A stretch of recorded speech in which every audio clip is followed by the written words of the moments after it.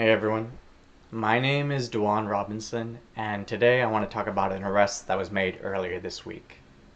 On Tuesday, authorities arrested Aboubacar Sidiki Diakité, also known as Toumba Diakite in Dakar, Senegal. He was wanted for his connection to the 2009 Guinea Stadium Massacre in Conakry. To give you a little background history, in December 2008, Lansana Conté, the longtime leader of Guinea, died.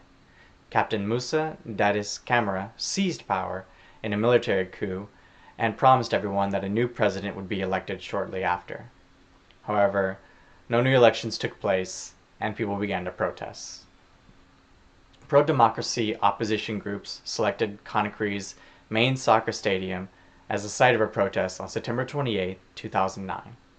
Tens of thousands of people showed up for what they thought would be a peaceful demonstration. However, the Presidential Guard, called the Red Berets and led by commanders like Toumba Diakite, arrived and immediately opened fire on people. For the soldiers who ran out of bullets or didn't have guns that worked, they proceeded to beat the protesters with clubs and sticks, and even stripped quite a few of the women of their clothes and proceeded to sexually assault them. Human Rights Watch interviewed 28 victims, of whom 18 reported that they had been sexually assaulted by more than one Red Beret.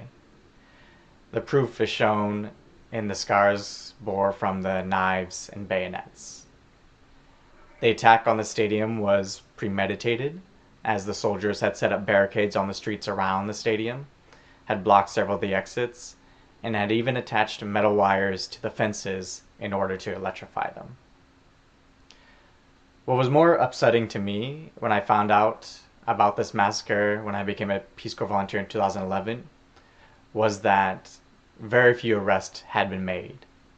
It was as though it had been a very small, minor event, when that was not the case at all.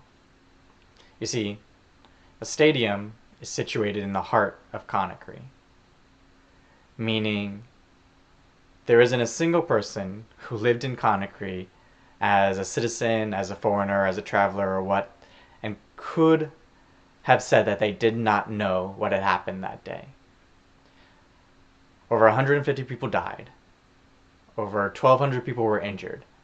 And thousands of people were seen running away from that stadium with blood and dust on their faces, screaming for their loved ones who they had left behind.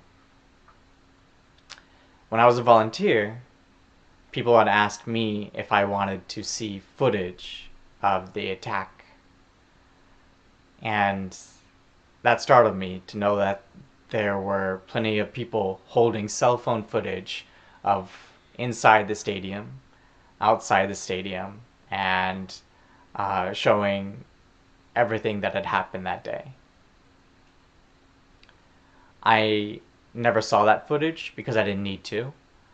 I didn't need to confirm what I already knew, that something terrible had happened, but that didn't make it any less upsetting that by 2011 no one had been arrested and no one had faced justice. What makes me a little bit happier, lets me sleep easier at night, I suppose, is that Guinea has been cooperating with authorities these last few years.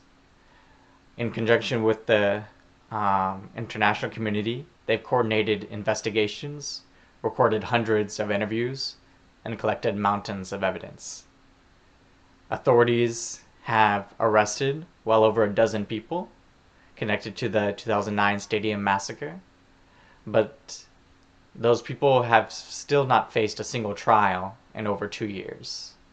So that means there's more injustice because you have people who have been detained for more than 2 years without a trial.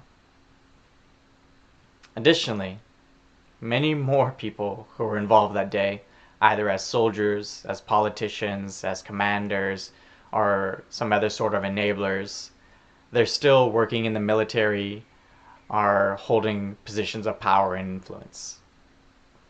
You see, Guinea wants to become a real democracy, a true democracy. And a true democracy has to be able to hold everyone accountable for their crimes, regardless of what their current position is or if they are a family relation of someone else in power. I hope that this arrest and the subsequent trial of Toumba Diakite signals a new chapter, and that it can also bring a sense of hope to the survivors and the victims' families of the stadium massacre. The hope part is where I want Guineans to believe that they can voice their desires for a country that is accountable, that is honest, and that is working to advance their interests without the fear that they might never return home or that their voice might never be heard again. So here's to hoping that the future is even brighter for Guinea. Thanks for listening, guys, and have a great weekend. Bye.